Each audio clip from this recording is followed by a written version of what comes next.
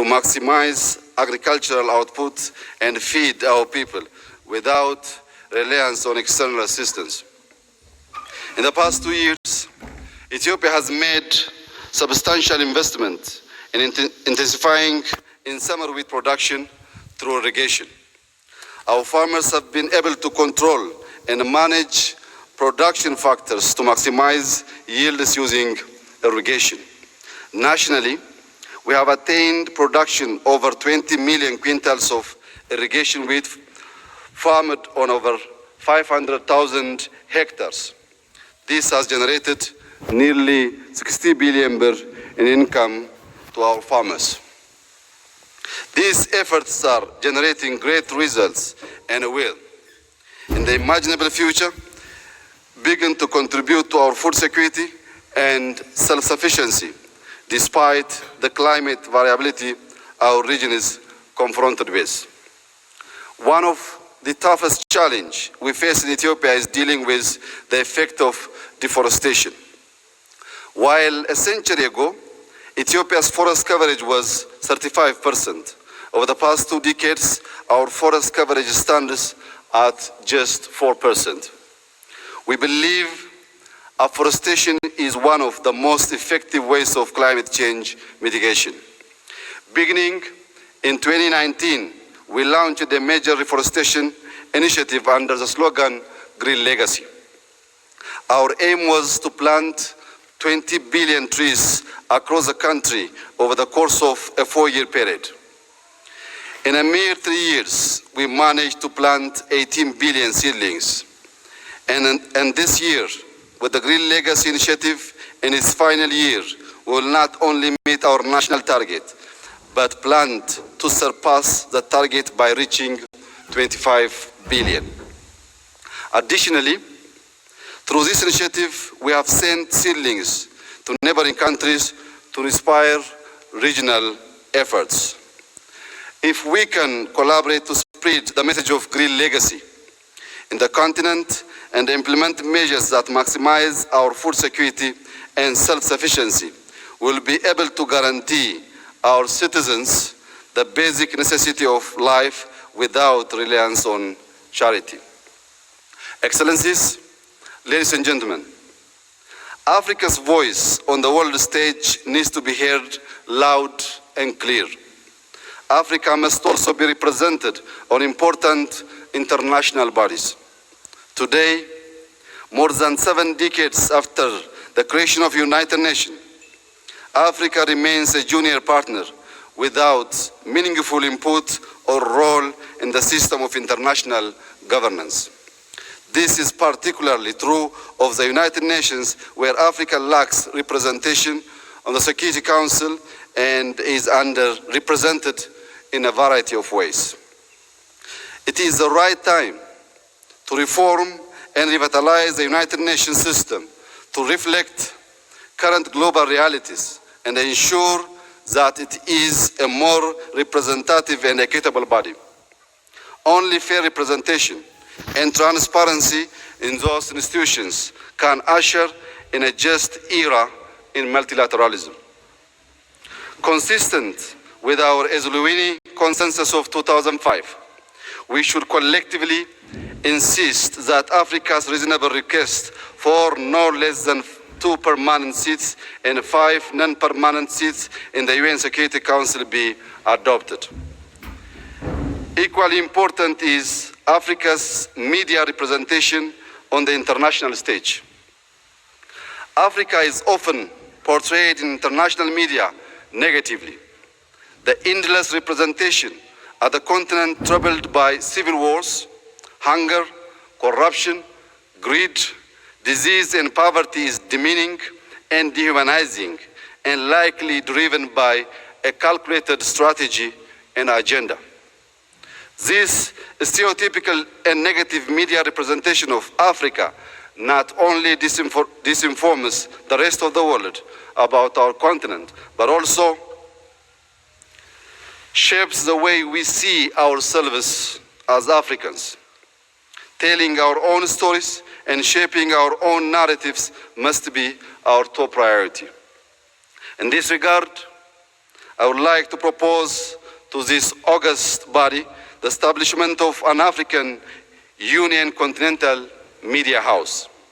This media house could be organized to provide authoritative news and information on our continent, fight disinformation, promote our collective agenda, and offer opportunities for Pan-African voice to be heard.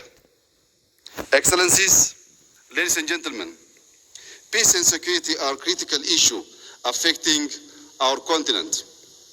Despite the African Union's intensive engagement in addressing peace and security challenges of the continent, guided by the maxim African solution to African problems, new and complex problems that undermine our unity and sovereignty continue to emerge. In this respect, the past year was particularly challenging to our continent in general and my own country, Ethiopia, in particular. Ethiopia's challenge was internal in nature and a matter of maintaining law and order. But resolution of our internal matters was made exceedingly difficult by the role played by external actors.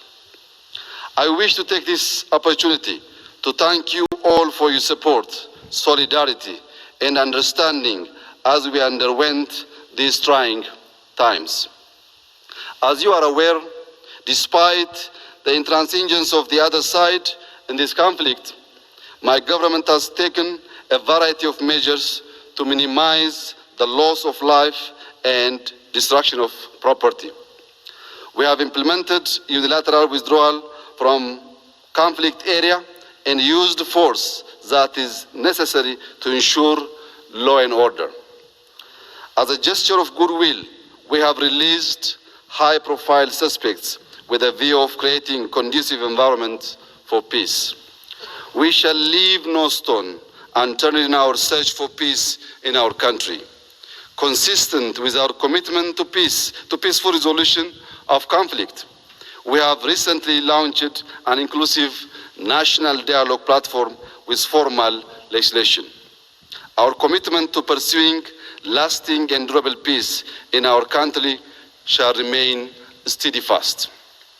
Excellencies, ladies and gentlemen, the greatest lesson that Ethiopia has learned over the past year is that without the solidarity of our African brothers and sisters, our existence as a nation would have been at great risk. This affirms the wisdom of our forefathers and foremothers in their dream of Pan-Africanism. The old saying is true: united we stand, divided we fall. Today, we stand proud and tall as Africans in the shadow of those who struggled to liberate and unite Africa. Our steadfast unity is the anchor and the foundation of our Agenda 2063. A continent of 1.3 billion people, a substantial percentage of them young and dynamic, will drive Africa's prosperity and pull it out of poverty as we set forth in our Agenda 2063.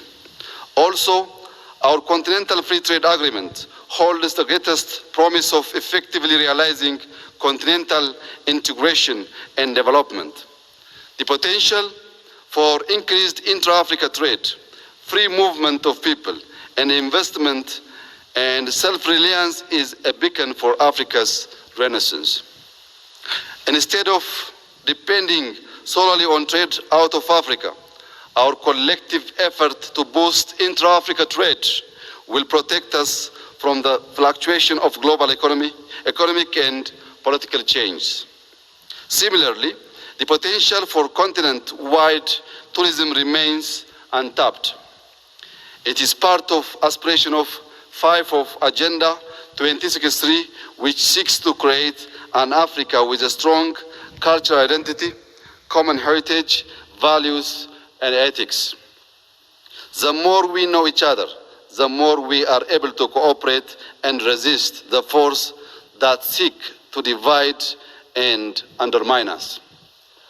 You may recall, a mere 2 months ago, efforts were underway by some in the international community to create an atmosphere of fear, to drive expatriates out of Ethiopia and discourage travel to Ethiopia. Those efforts were not successful and will not be successful. Indeed, many fellow Africans joined the Great Ethiopian Diaspora Homecoming Challenge and proved to the world that Ethiopia is a safe and culturally rich tourist destination. As a key pillar of our national reform agenda, tourism potential within Ethiopia has been augmented greatly in the past 2 years, with many natural endowments developed to complement the historic and cultural heritage that already exists. Ethiopia remains open and welcomes all of our fellow African brothers and sisters.